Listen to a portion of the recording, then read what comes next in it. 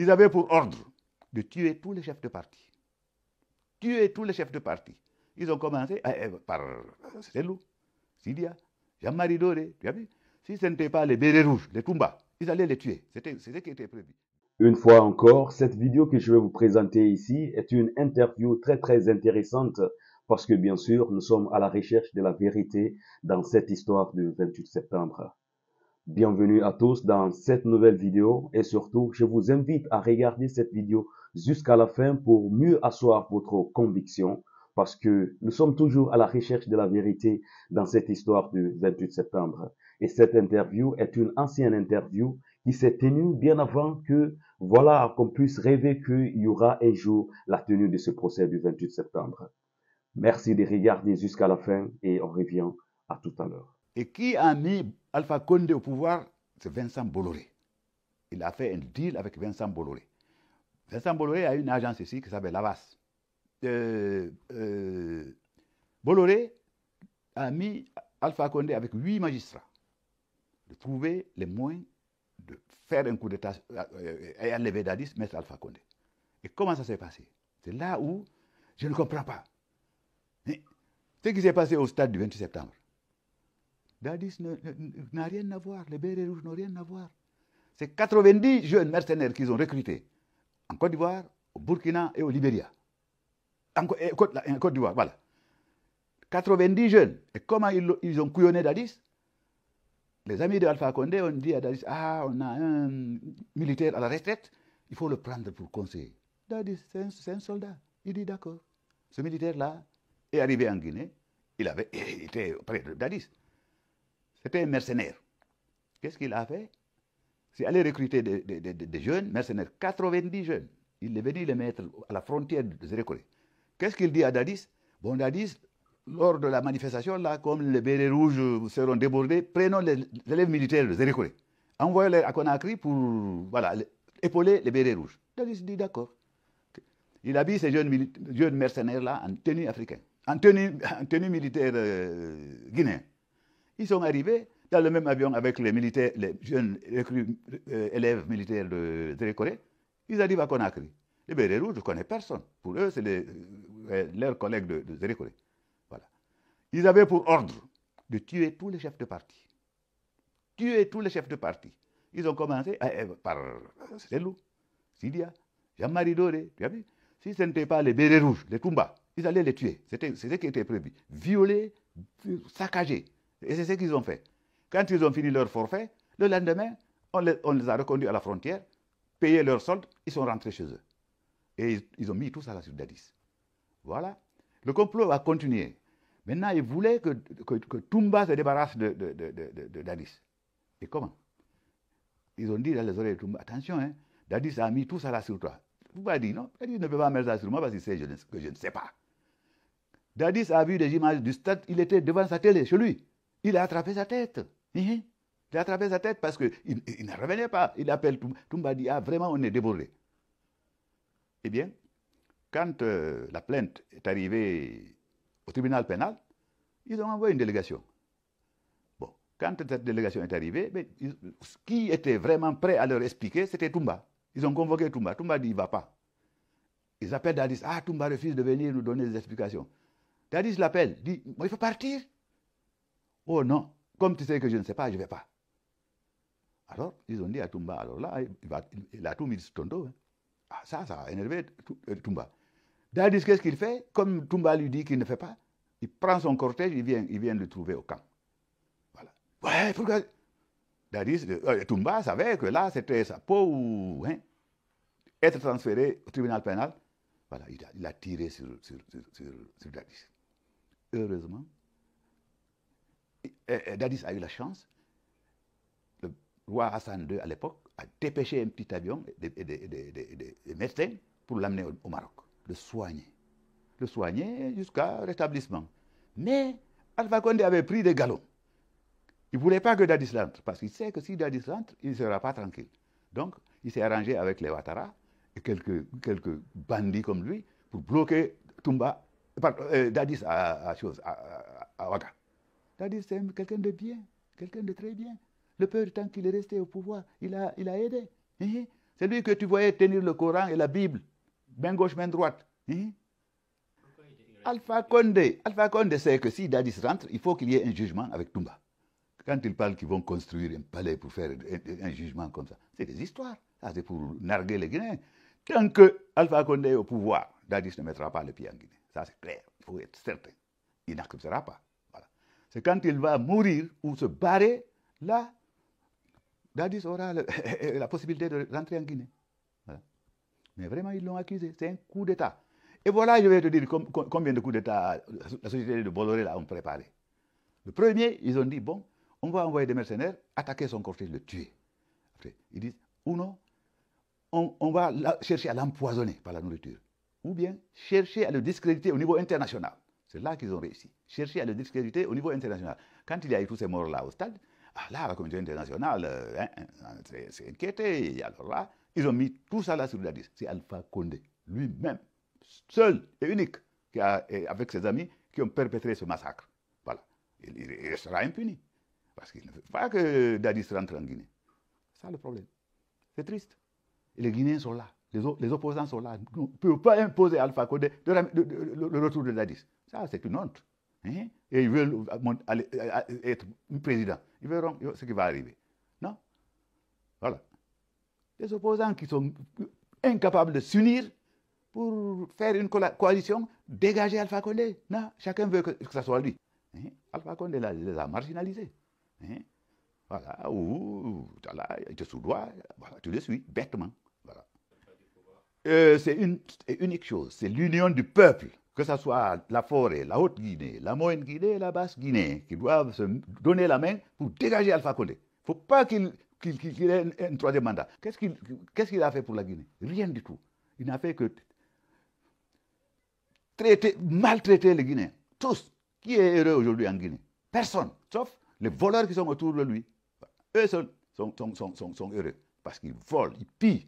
Ils ont tous des maisons en Europe, aux États-Unis. Tous. Hein, bon, voilà. Où un Damoro peut avoir une maison en Amérique. Ou Baldé, le gendarme là, le général là. Voilà. Ou les Bafoués. Comment veux-tu qu'un Bafoué ait une maison en Europe? Ou les Damoro. Ou comment il s'appelle? Baïdi Haribo. Hein?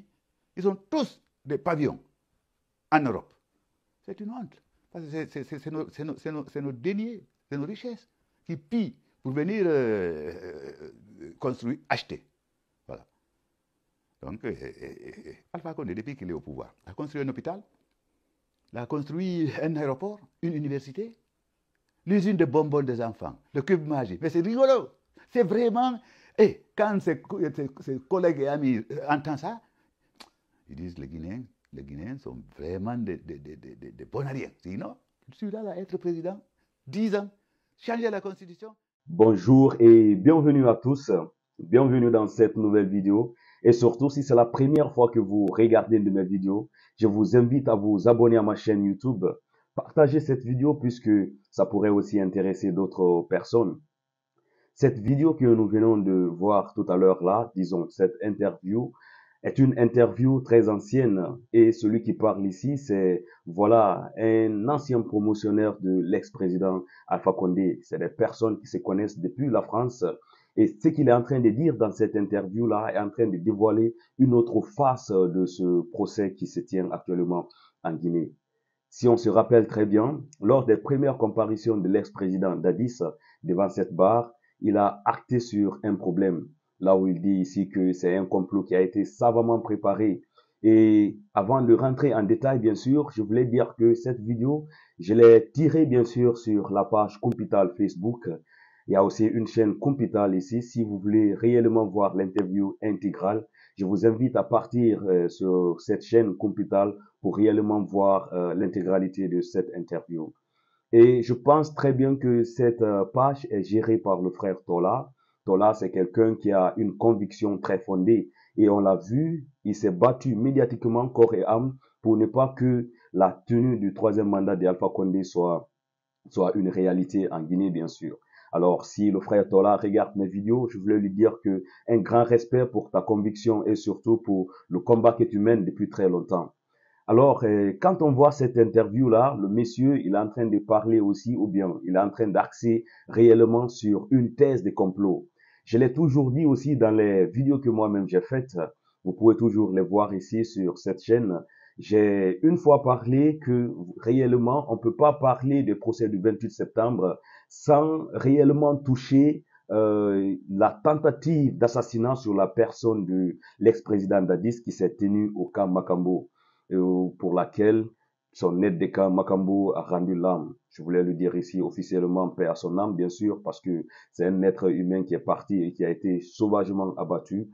Et surtout, ce qu'il faut dire ici, que ces complots, c'est quelque chose qui a été savamment préparé, comme le dit l'ex-président Dadis ici, à la recherche de la vérité, bien sûr, sans prise de position.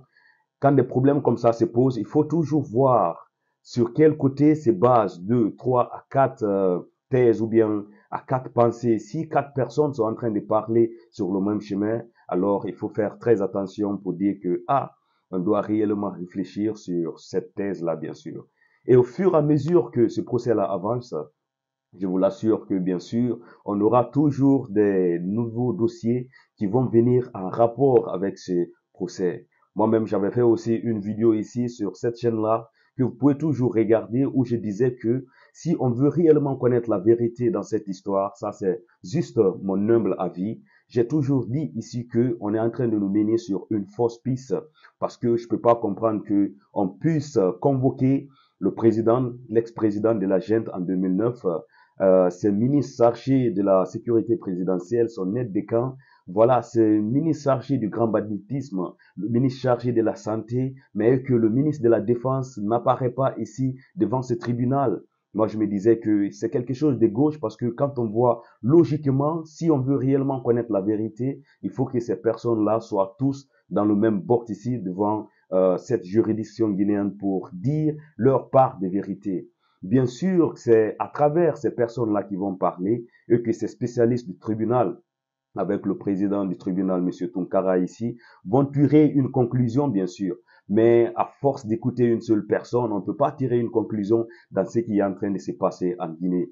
Je voulais dire ici, la thèse des complots, c'est quelque chose que réellement on doit voir avec des gros yeux, bien sûr. Parce que le monsieur, il a parlé des Bolloré ici. Et à la prise du pouvoir de Alpha Condé, après tout ça, c'est Bolloré qui avait eu alors le port guinéen.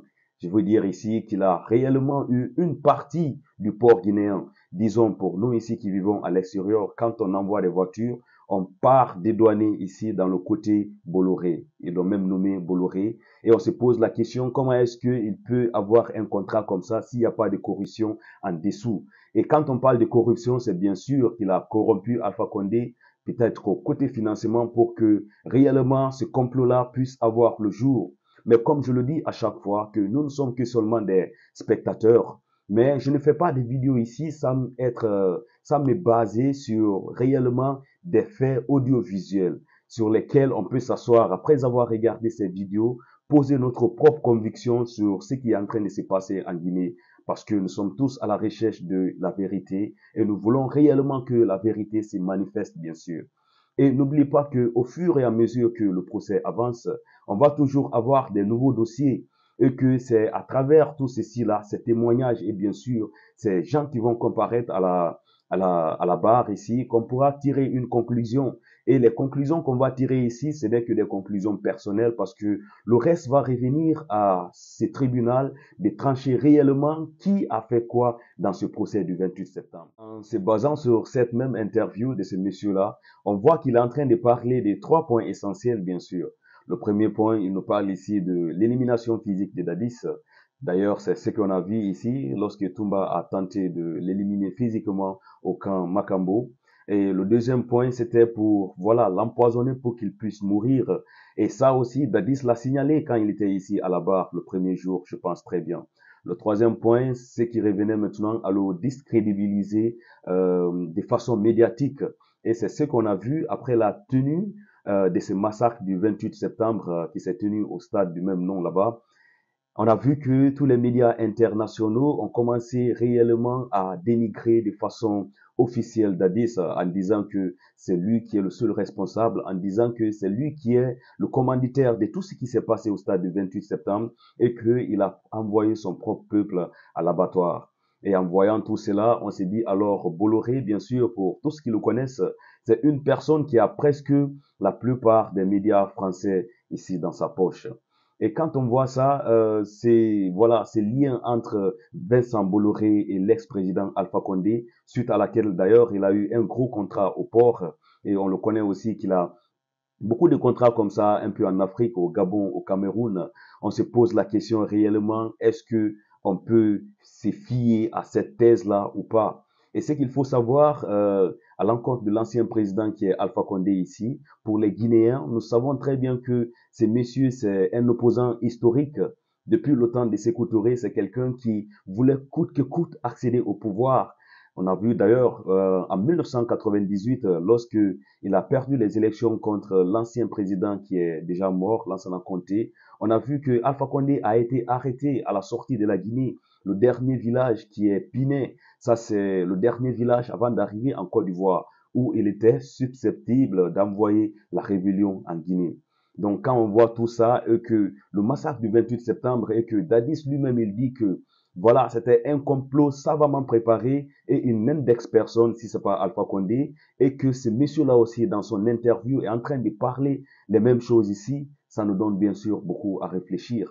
Comme je le dis encore, il est tellement tôt pour dire réellement qui est coupable, qui n'est pas coupable dans ce procès. Donc la charge, la lourde charge revient ici à ce tribunal que nous tous nous jugeons compétent et surtout au ministre de la Défense qui est en train d'abattre un très grand travail parce qu'il faut le dire, j'avais lu aussi un article hier où c'était écrit qu'ils ont lancé un mandat d'arrêt à l'encontre de l'ex-président Alpha Condé pour venir aussi à Conakry.